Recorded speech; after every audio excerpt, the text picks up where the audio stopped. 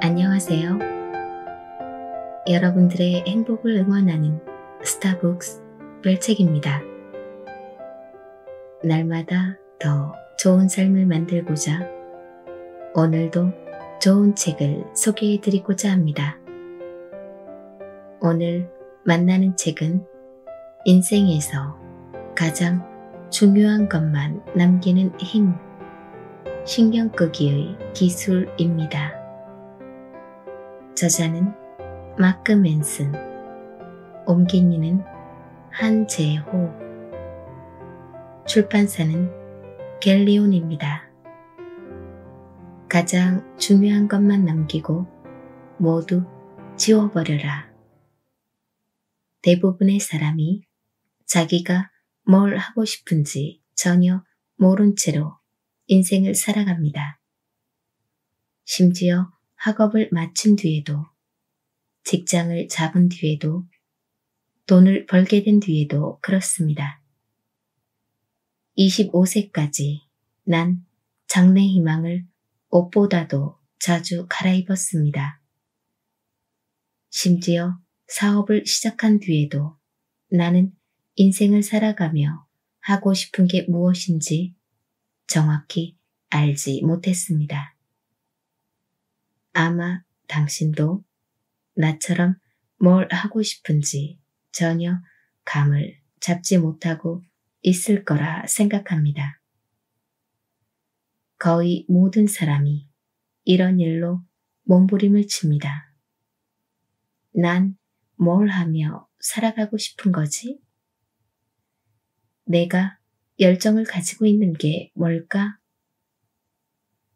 내가 잘하는 게 뭐지? 내게 이메일로 이런 질문을 해오는 사람 중에는 40대와 50대도 있습니다. 하지만 이건 내가 답할 수 있는 질문이 아닙니다. 내가 뭐라고 그들에게 이게 옳다, 저게 중요하다와 같은 말을 하겠습니까? 하지만 난 고심 끝에 사람들에게 도움이 될 질문을 찾아냈습니다. 당신의 삶에서 중요한 것과 덜 중요한 것을 구분짓고 그에 따른 선택을 할 수 있게 도와줄 질문들 말입니다. 앞으로 할 이야기는 바로 그 기준에 대한 것입니다. 오늘날 우리는 전염성 정신병을 앓고 있습니다.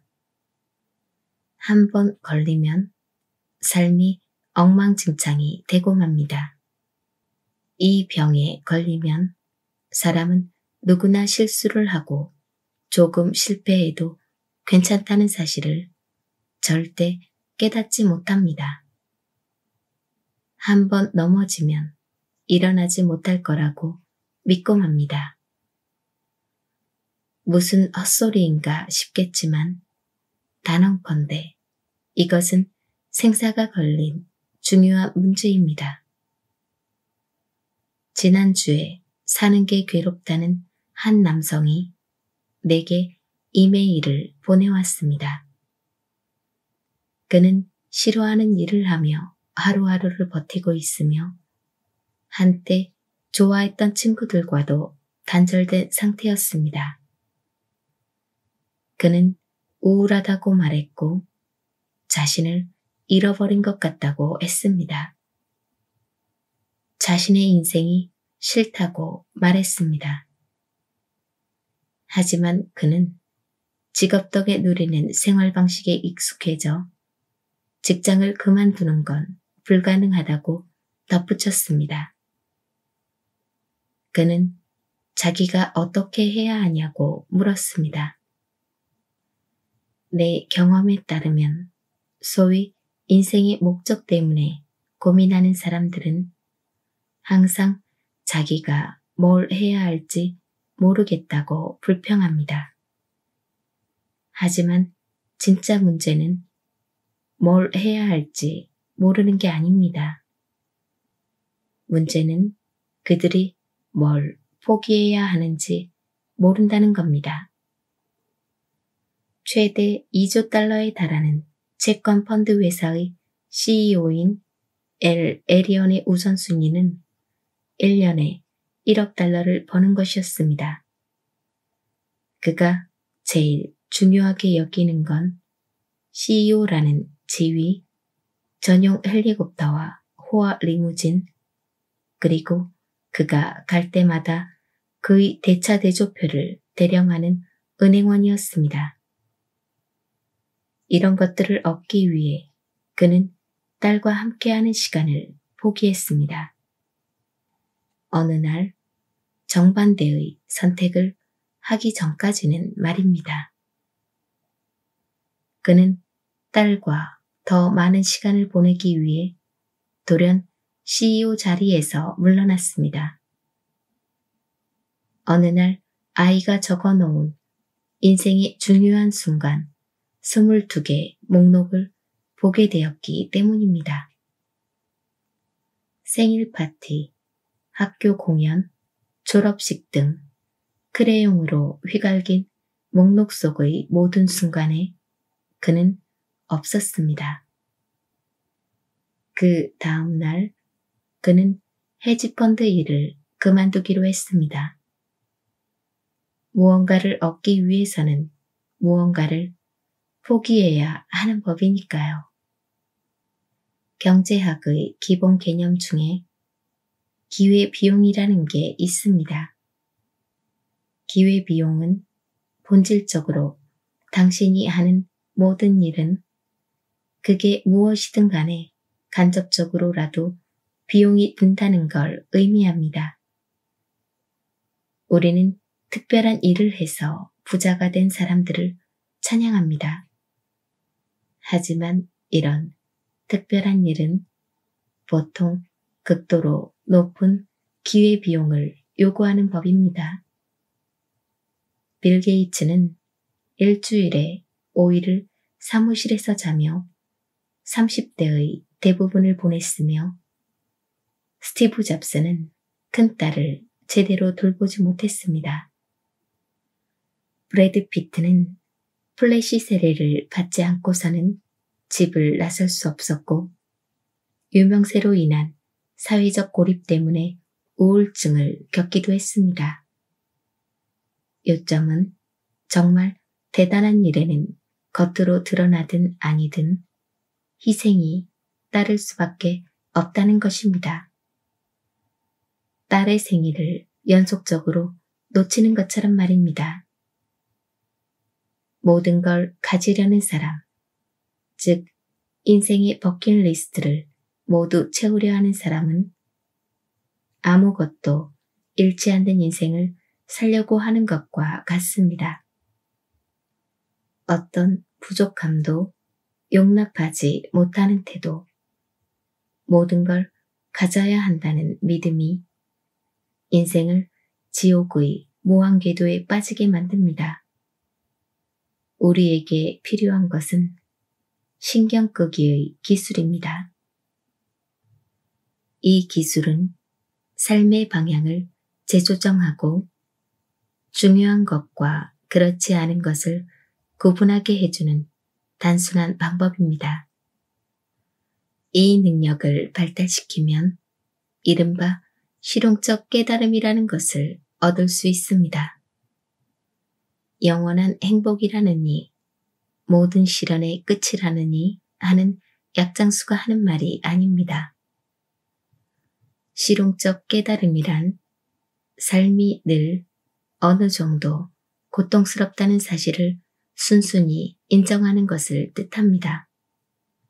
즉, 우리가 무슨 일을 하며 어떻게 살아가든 인생은 실패, 상실, 후회를 수반하고 마지막엔 죽음이 찾아온다는 것을 받아들이는 것입니다. 삶이 우리에게 끊임없이 던지는 엄청난 고난들을 순탄하게 받아들일 때 우리는 비로소 천하무적이 될 수 있습니다. 단언컨대 고통을 극복하는 유일한 길은 고통을 견디는 법을 배우는 것입니다. 나는 당신의 문제나 고통 자체를 덜어주는 데는 관심이 없습니다. 바로 이것이 내가 솔직하다고 말할 수 있는 이유입니다. 이 책은 위대함으로 향하는 길을 알려주는 안내서가 아닙니다. 위대함이란 그저 우리 마음이 만들어낸 환상이자 우리가 스스로에게 강요한 가짜 목적지 혹은 내 머릿속의 아틀란티스이기 때문입니다. 대신 나는 고통을 도구로, 트라우마를 힘으로, 그리고 문제를 조금 더 나은 문제로 바꿔놓을 것입니다. 이것이 진정한 발전입니다. 이 책을 고통으로 가는 길을 알려주는 안내서로 생각하십시오. 어떻게 하면 그 길을 더 따뜻하고 겸손하고 의미 있게 갈 수 있는지를 알게 될 것입니다. 무거운 짐에 짓눌리면서도 한 발 더 나아가고 엄청난 두려움에 떨면서도 잠시 마음 놓고 쉬며 결국엔 스스로의 눈물을 비웃게 될 것입니다. 나는 원하는 바를 성취하는 법을 알려줄 생각이 없습니다. 대신 포기하고 내려놓는 법에 대해 말할 것입니다. 인생의 목록을 만든 다음 가장 중요한 항목만 남기고 모두 지워버리는 방법을 안내할 것입니다. 눈을 감고 뒤로 넘어져도 괜찮다는 것을 믿게 해줄 것입니다. 신경을 덜 쓰는 기술을 전할 것입니다. 하지 않는 법을 가르쳐 줄 것입니다. 다음은 신경 끄기의 기술 책 속의 고통을 피하는 법은 없어 부분입니다. 오늘도 별책과 함께 한층 성장하는 보람된 시간이 되었으면 좋겠습니다.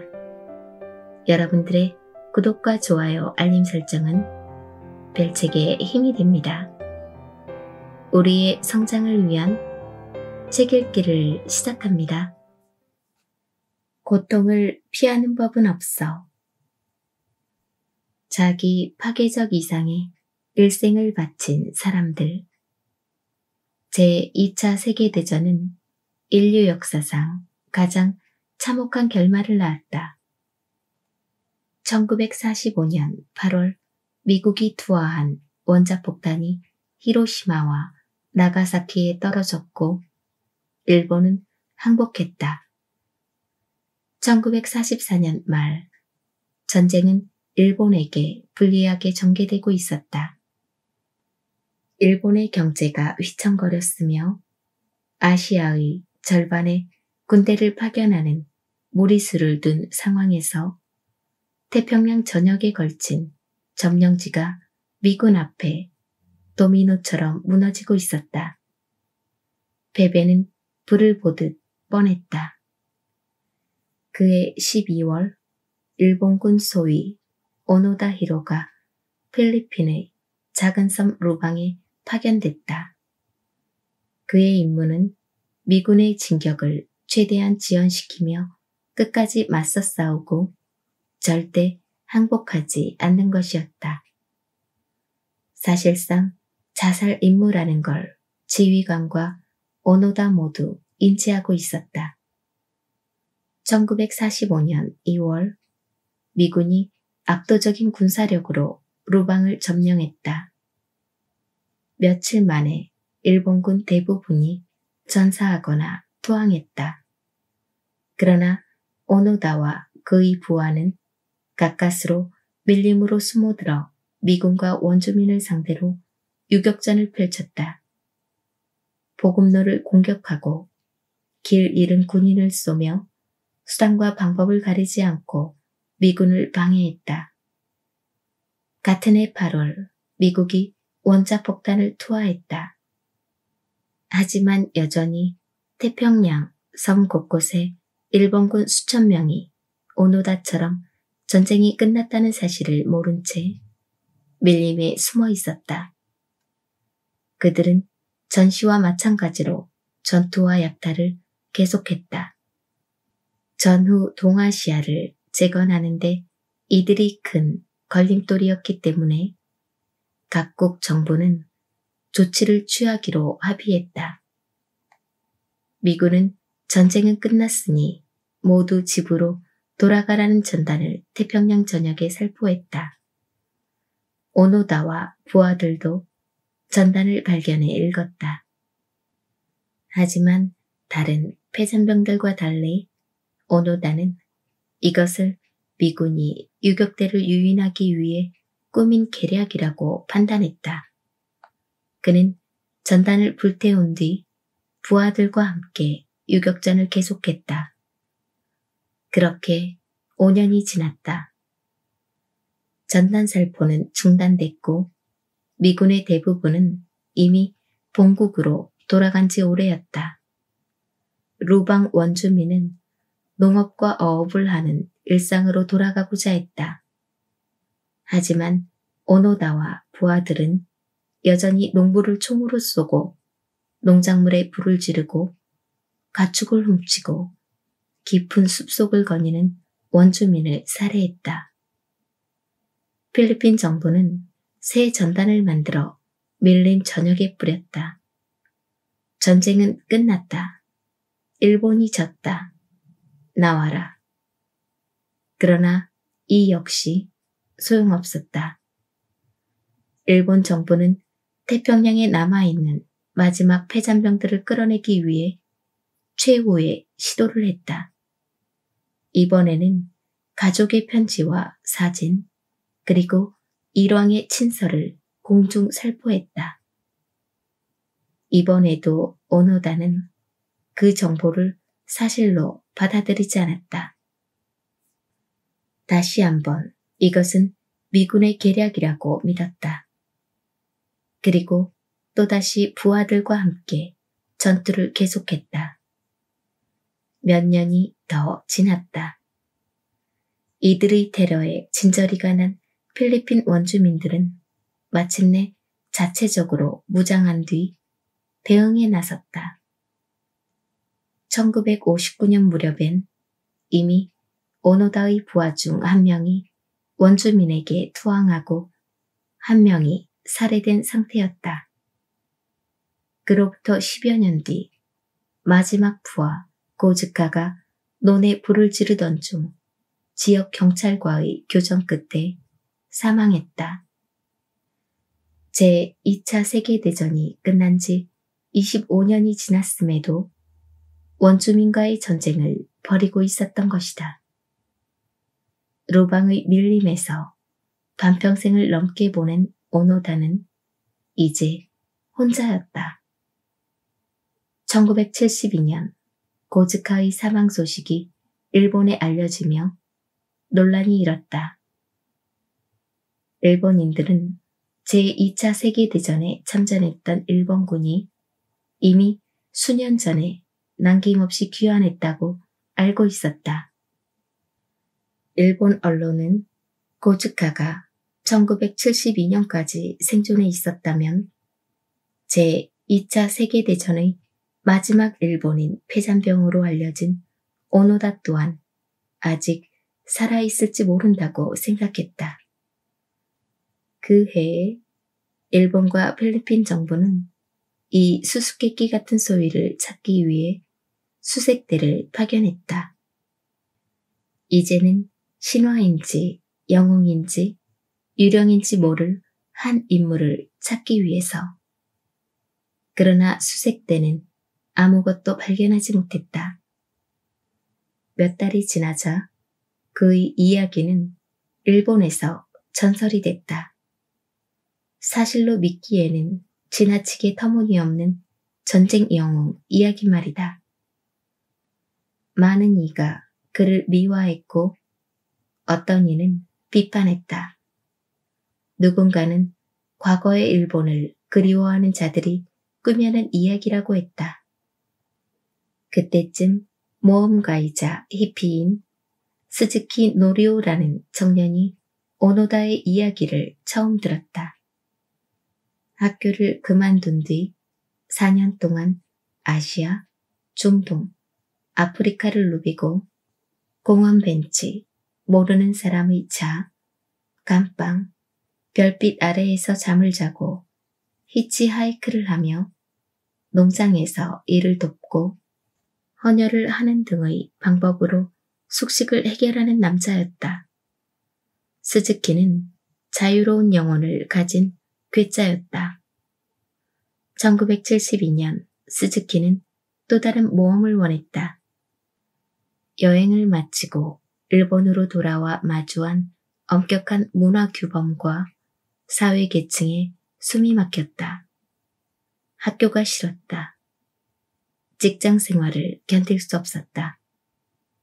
다시 여행을 떠나 제멋대로 살고 싶었다. 스즈키에게 오노다 히로 이야기는 계시였으며 도전해볼 만한 새로운 모험이었다. 스즈키는 오노다를 찾아낼 사람은 자신뿐이라고 믿었다.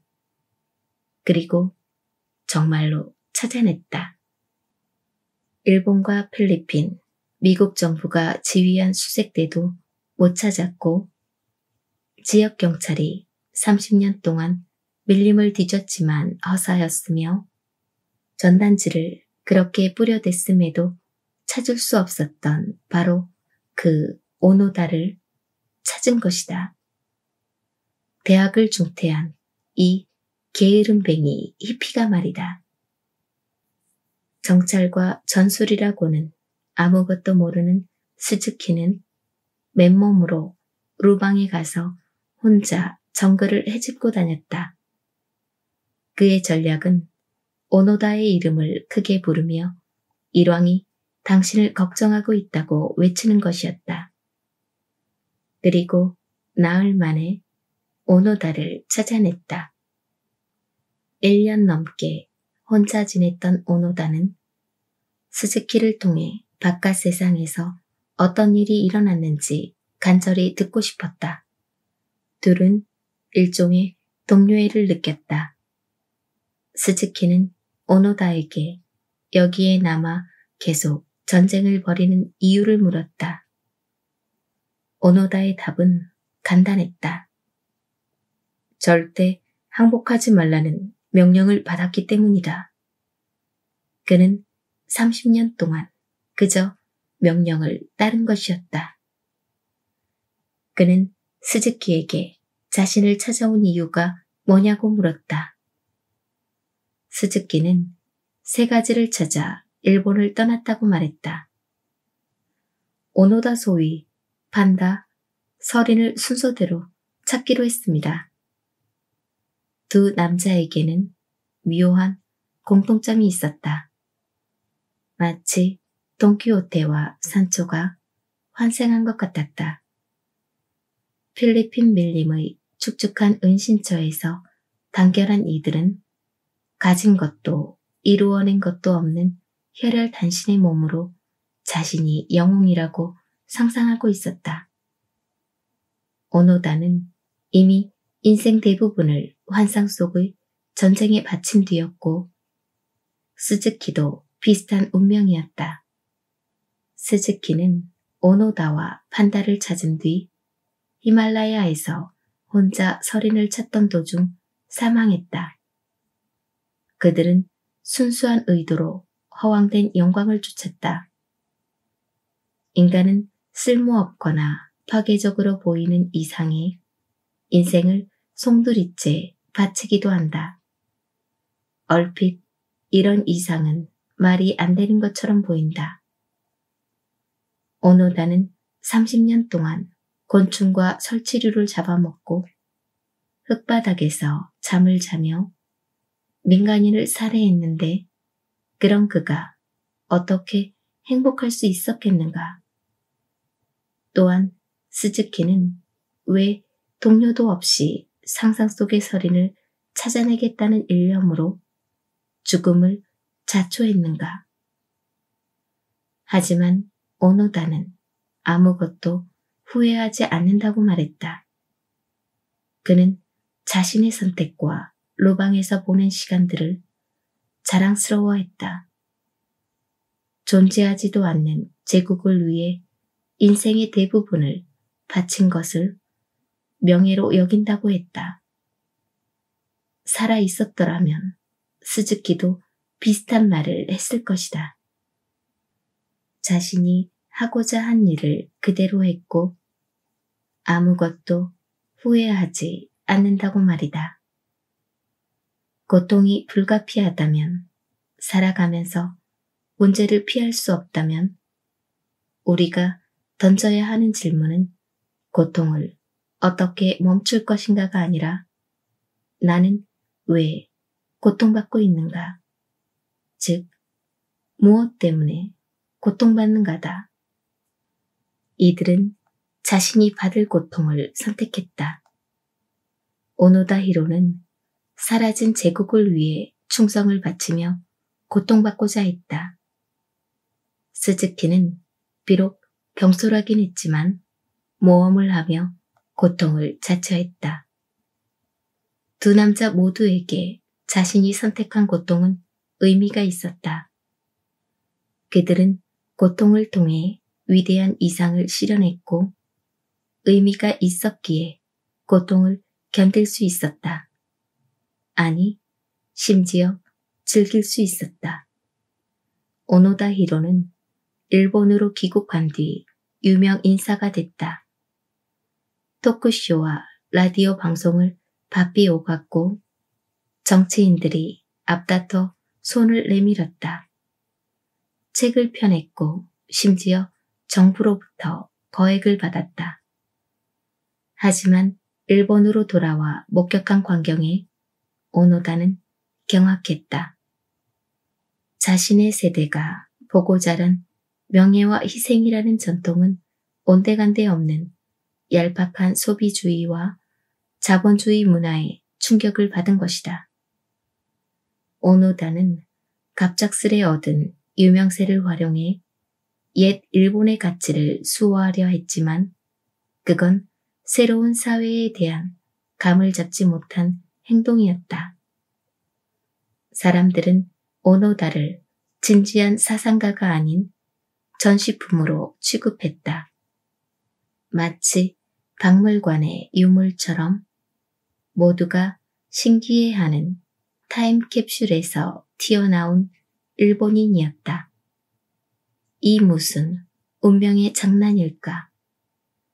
오노다는 밀림에 있을 때도 이렇게 절망스럽지는 않았다.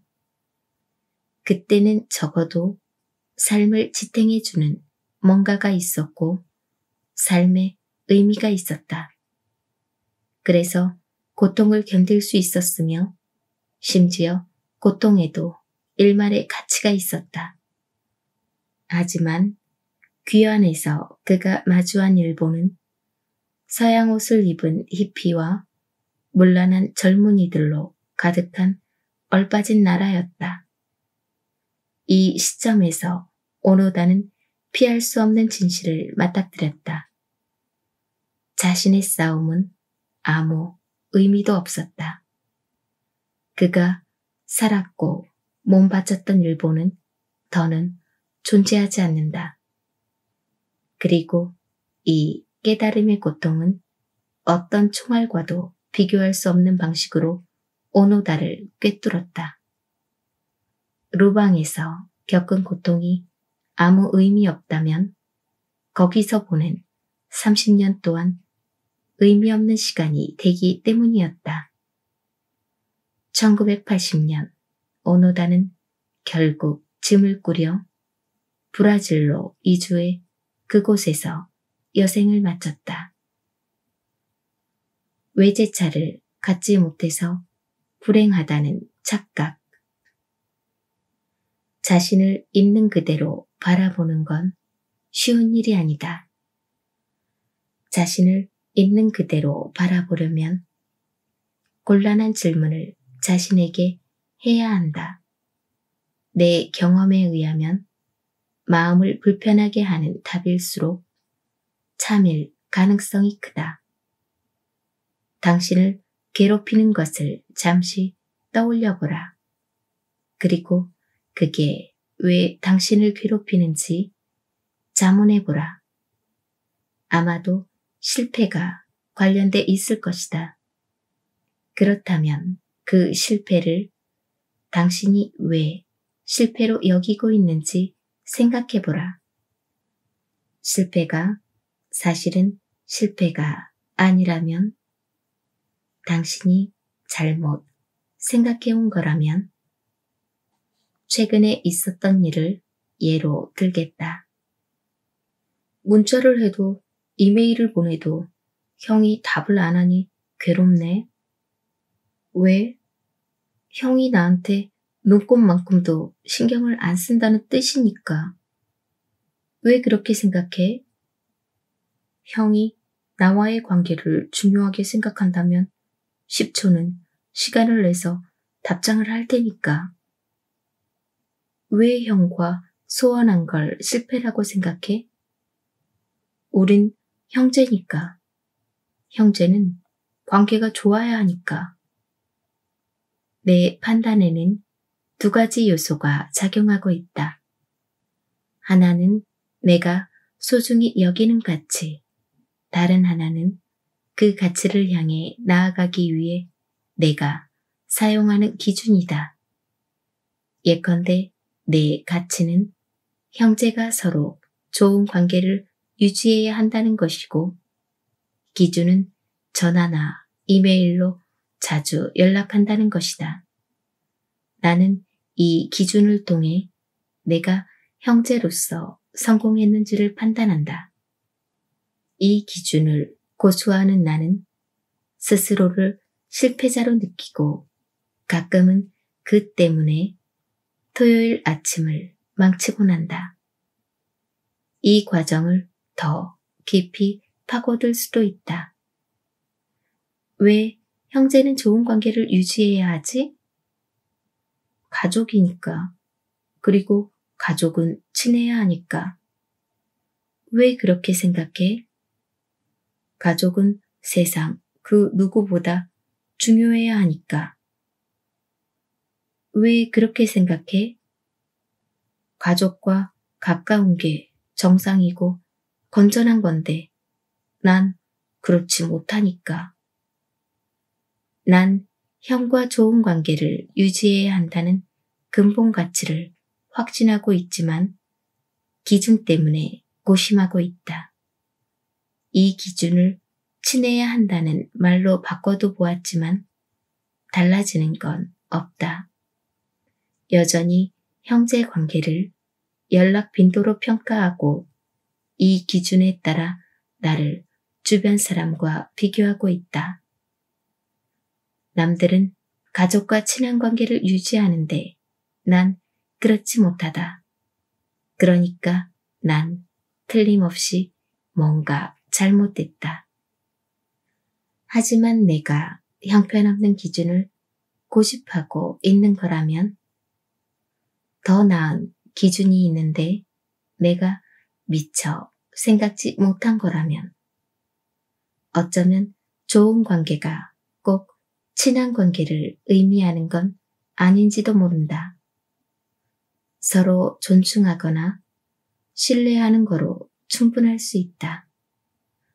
문자를 주고받는 빈도보다는 존중과 신뢰라는 기준으로 형제애를 평가하는 편이 나을 것이다. 확실히 말이 된다. 맞는 말 같다. 하지만 난 여전히 형과 친하지 않다는 사실에 속이 쓰리다. 이건 누가 봐도 좋은 일이 아니다. 은근슬쩍 자신을 속이려야 속일 수가 없다. 그러나 형제라고 해서 다 친한 건 아니며, 심지어 서로 사랑하는 형제도 친하지 않을 수 있고, 그래도 괜찮다.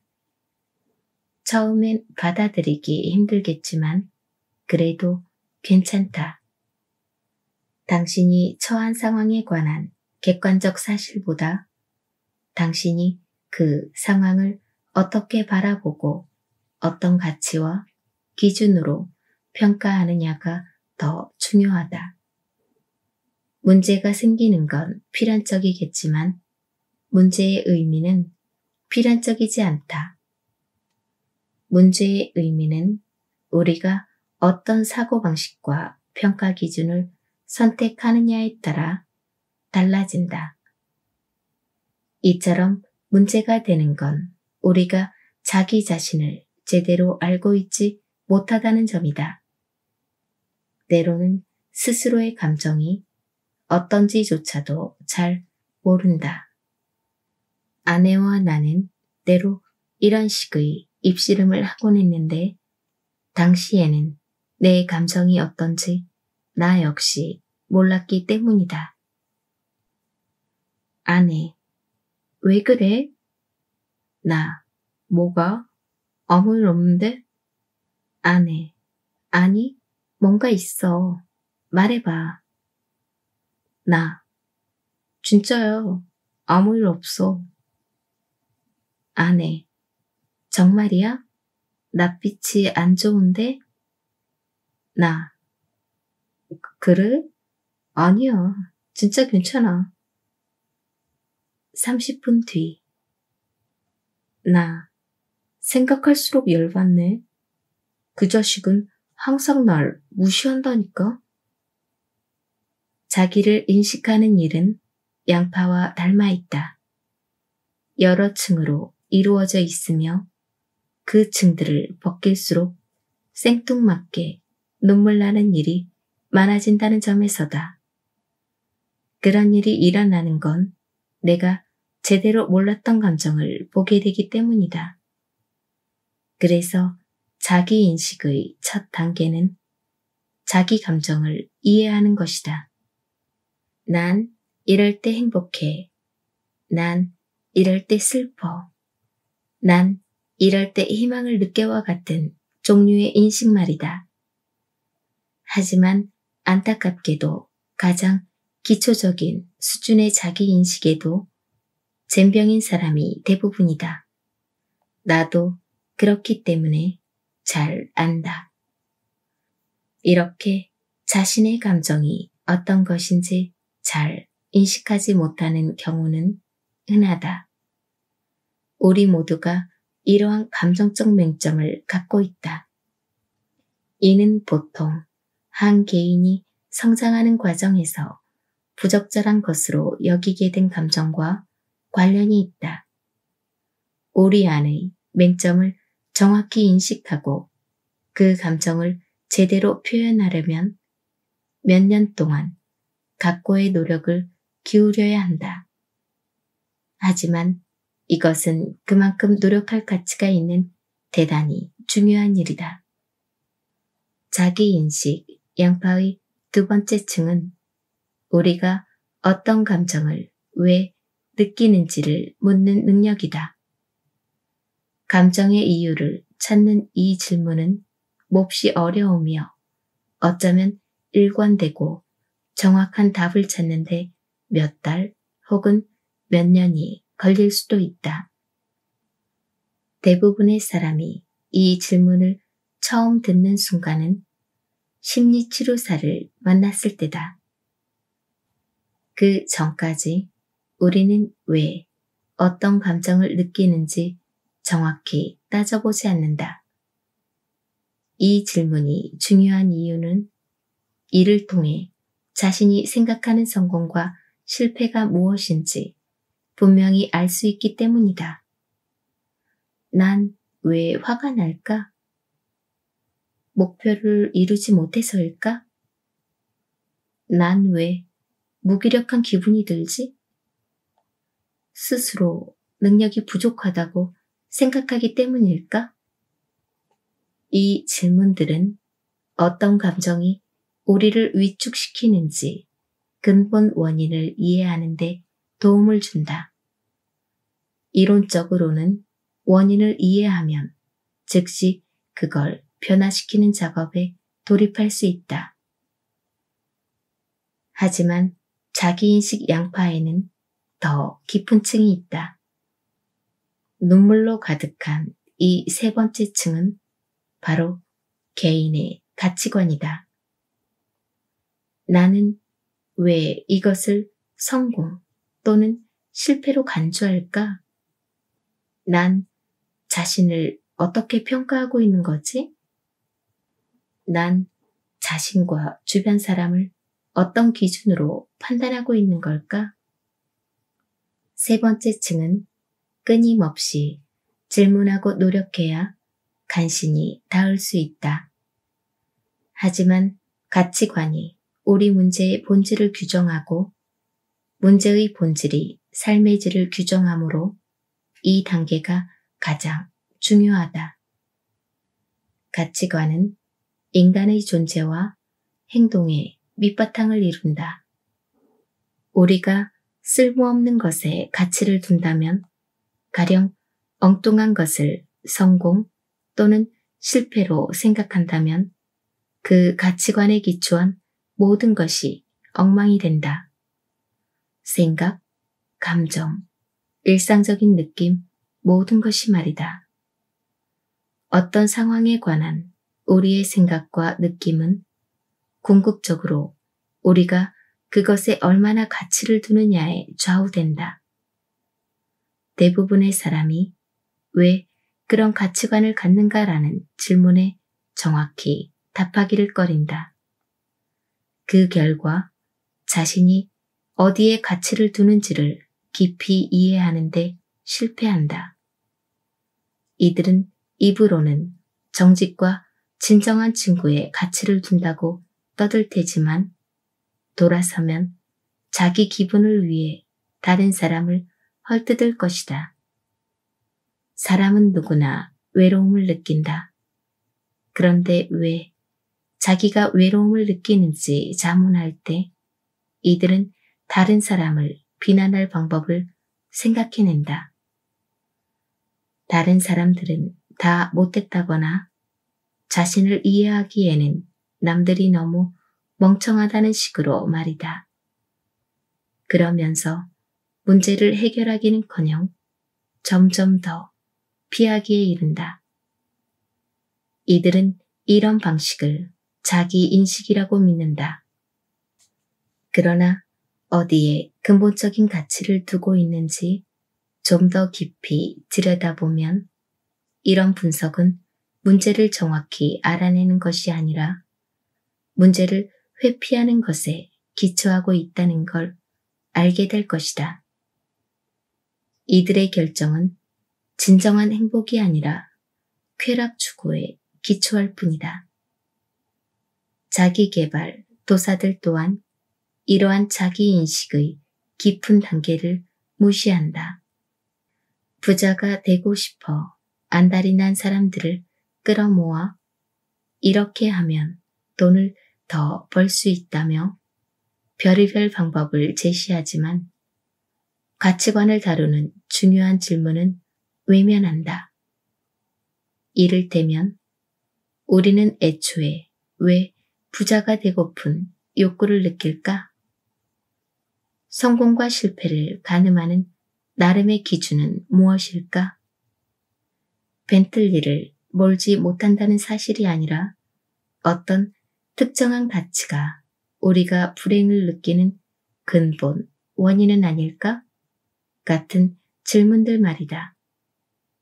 색다른 조언들 대부분이 단기적으로 사람들의 기분을 좋게 해주는 얄팍한 수법일 뿐 장기적으로 진짜 문제를 해결하는 데는 전혀 도움이 되지 않는다. 사람들의 지각과 느낌은 변하기 마련이지만 근본적인 가치관과 그 가치관을 평가하는 기준은 변하지 않는다. 얄팍한 조언에 기대는 건 진정으로 성장하는 길이 아니다. 그건 그저 더 큰 쾌락을 얻기 위한 또 다른 길에 지나지 않는다. 여기까지가 오늘의 제 내용이었습니다. 오늘도 힘내시고 좋은 날 만드시길 바랍니다. 내일은 더 나은 당신의 세상이 될 것입니다. 감사합니다.